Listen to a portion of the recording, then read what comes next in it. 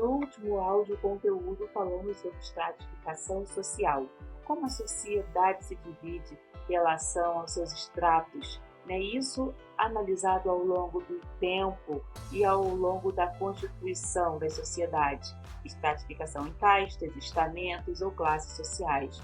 Analisamos também as concepções sociológicas, a mobilidade entre essas estratificações, caso ela existisse, E a diferenciamos entre mobilidade vertical e horizontal. No capítulo de hoje, o tema de hoje, vamos dar continuidade à questão de estratificação social, principalmente relacionado às classes sociais. Acompanhe os próximos tópicos. Aqui vamos falar sobre a sociologia e as classes sociais. Karl Marx argumentar que a divisão de classes estão fundadas nas diferenças estabelecidas pelas relações entre indivíduos e processos de produção, em especial na propriedade e no controle dos meios de produção. Sob o capitalismo, esses meios estão concentrados e controlados por uma única classe dominante, a classe burguesa ou capitalista, cujos membros, porém, não os usam diretamente na produção de riqueza, ou seja, os empresários não operam suas próprias máquinas em uma fábrica, por exemplo. Em vez disso, esse trabalho é feito por membros da classe operária ou proletariado, que produzem riqueza, mas não são donos nem controlam os próprios meios de produção. Uma vez que os próprios capitalistas não produzem riqueza de fato, sua prosperidade depende necessariamente do trabalho de outras pessoas. Dessa maneira, o capitalista controla os meios de produção e, por extensão, a riqueza produzida.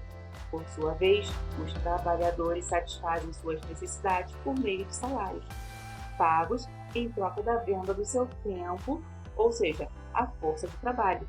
Salários que, do ponto de vista marxista, do ponto de vista de Karl Marx, representam apenas uma parte do valor da riqueza que eles produzem.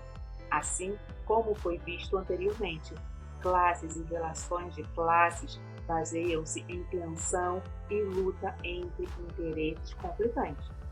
O proletariado e a burguesia, no entanto, não são as únicas classes identificadas por Karl Marx, embora sejam as mais importantes. Entre as demais classes, inclui-se o lumpenproletariado, categoria de indivíduos que não mantêm nenhuma relação com o processo produtivo, os marginalizados, mendigos, pequenos contraventores. Pensadores marxistas mais recentes identificam novas distinções de classe para explicar a ascensão das denominadas classes gerenciais, que normalmente não possuem os meios de produção, mas os controlam segundo interesses dos capitalistas e dos trabalhadores liberais, como professores, universitários, advogados, médicos, seria aí uma outra classe, que, embora trabalhem por salário, desfrutam de um grau considerável de autonomia que os distingue de outros membros da classe trabalhadora. Max Weber, por sua vez, identifica 3 dimensões da desigualdade: classe, poder e prestígio. Weber usa o termo classe para referir-se às oportunidades de vida ou à capacidade das pessoas de conseguirem o que querem e o de que necessitam no mercado: compras, bens, serviços, proteger-se dos demais e assim por diante. Desse ponto de vista, a posição da classe depende de um número muito maior de fatores do que apenas relação com os meios de produção, como o prestígio ocupacional, educação, experiência, níveis de qualificação e de inteligência, herança, sorte, ambição e meio formativo familiar. A segunda dimensão da desigualdade, segundo Weber, é a distribuição do poder, em especial com relação a organizações complexas como empresas, governos, sindicatos e outras instituições. Weber emprega a palavra partido para indicar diferenças de poder, não só no sentido de partidos políticos, mas também no de poder burocraticamente organizado nas sociedades industriais, tornando os indivíduos relativamente impotentes, a menos que tenham acesso a essas organizações. Alguns sociólogos concordam com a tese de Weber de que a localização na distribuição do poder é uma das principais determinantes da posição da classe, e não necessariamente a posição econômica ou o prestígio. Weber cita como terceira dimensão a distribuição do prestígio, ou grau de honraria social, status, ou deferência de que certas pessoas desfrutam em relação a outras. Essa dimensão foi estudada principalmente nos Estados Unidos, sobretudo no tocante ao prestígio ocupacional como dimensão para medir a mobilidade social. Ao contrário das duas outras dimensões, que são a classe e o poder, o prestígio é um recurso cuja distribuição tem de ser desigual, a fim de que possa existir, uma vez que a deferência tem de declinar das posições mais altas para as mais baixas.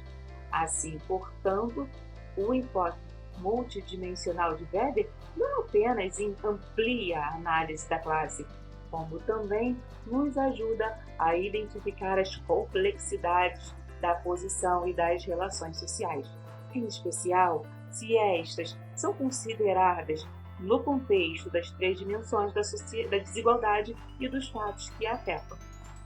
Embora poder, prestígio e riqueza frequentemente apareçam juntos, eles, até certo ponto, variam de forma independente. Um líder, por exemplo, pode classificar-se como hierarquicamente em uma alta posição em matéria de poder e prestígio, mas ao mesmo tempo relativamente baixo em riqueza. Da mesma maneira que a riqueza não traz automaticamente poder ou prestígio, dependendo de como esta é obtida. A desigualdade social.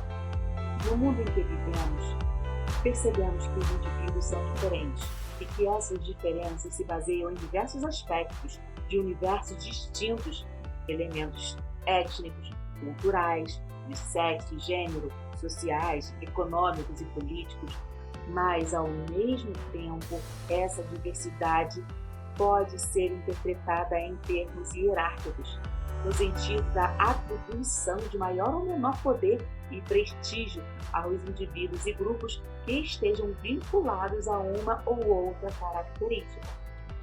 Assim, vemos que em cada sociedade existem diferentes tipos de desigualdade e elas assumem aspectos distintos em razão do fato de que são constituídas de elementos econômicos, políticos e culturais, peculiares a cada forma de organização social. Todas as sociedades têm explicações sobre as relações entre indivíduos, grupos e categorias sociais, fazendo com que sejam interpretadas como normais ou naturais. A partir do século XVIII e, sobretudo, do século XIX, com o advento da Revolução Industrial e a instauração de um tipo de organização política baseada nos ideais liberais proclamados pela burguesia ascendente e consolidados pela Revolução Francesa, um novo modo de ver o problema das desigualdades sociais bem diferente das perspectivas tradicionalmente difundidas pela filosofia e pela teologia, surge do pensamento ocidental. Segundo esse modo de encarar a questão das desigualdades, é na própria sociedade e não nos fatores biológicos ou mítico-religiosos que se desenvolve, que se deve buscar também essa origem. A sociologia e a questão da desigualdade. O nascimento da sociologia se deveu, entre outros fatores, à busca por explicações científicas para as desigualdades existentes nas sociedades capitalistas industriais do século XIX.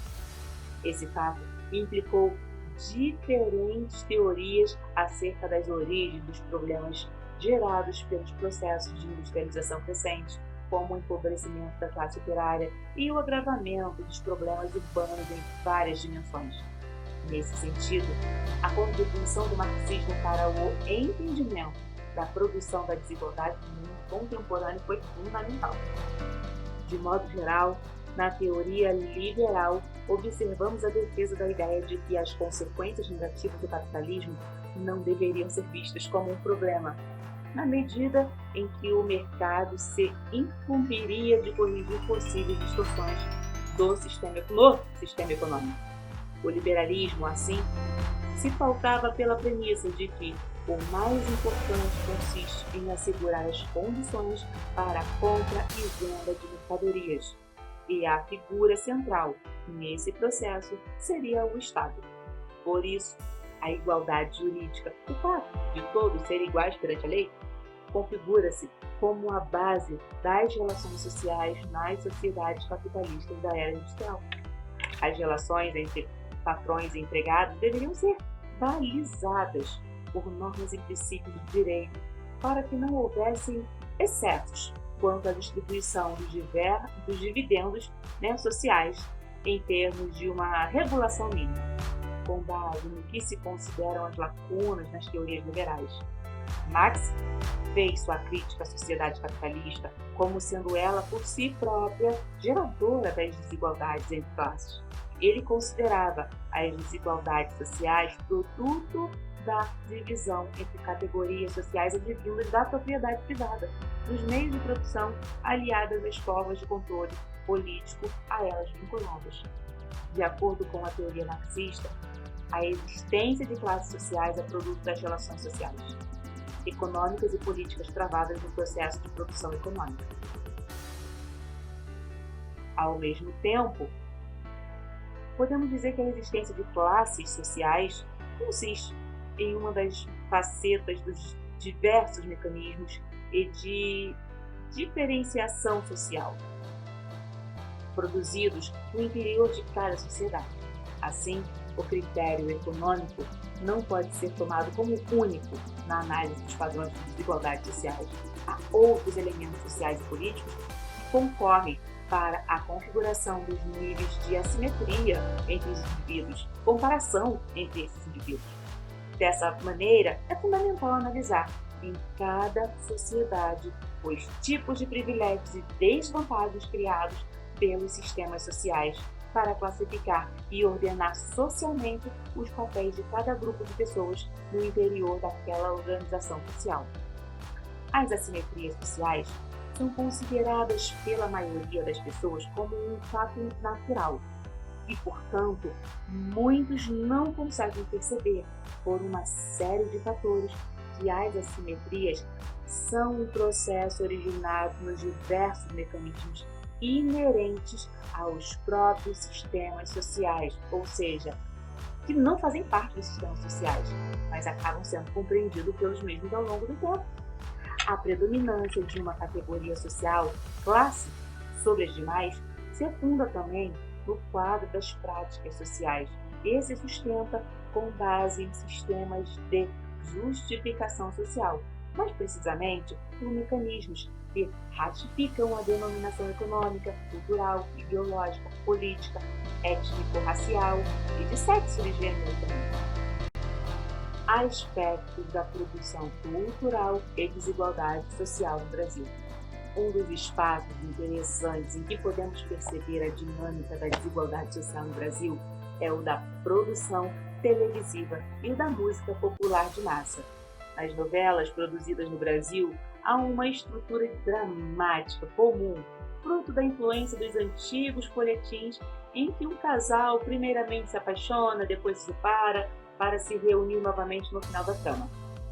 Ao lado desses elementos, verificamos em grande parte dessas narrativas a existência de um núcleo rico e um núcleo pobre, que de forma diversa se encontram ao longo dos capítulos.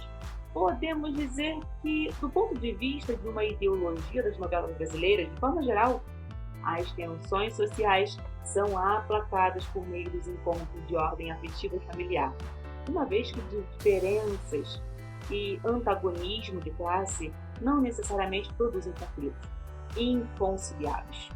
Mesmo os conflitos de ordem familiar, em geral, são solucionados de forma positiva ao final dos capítulos.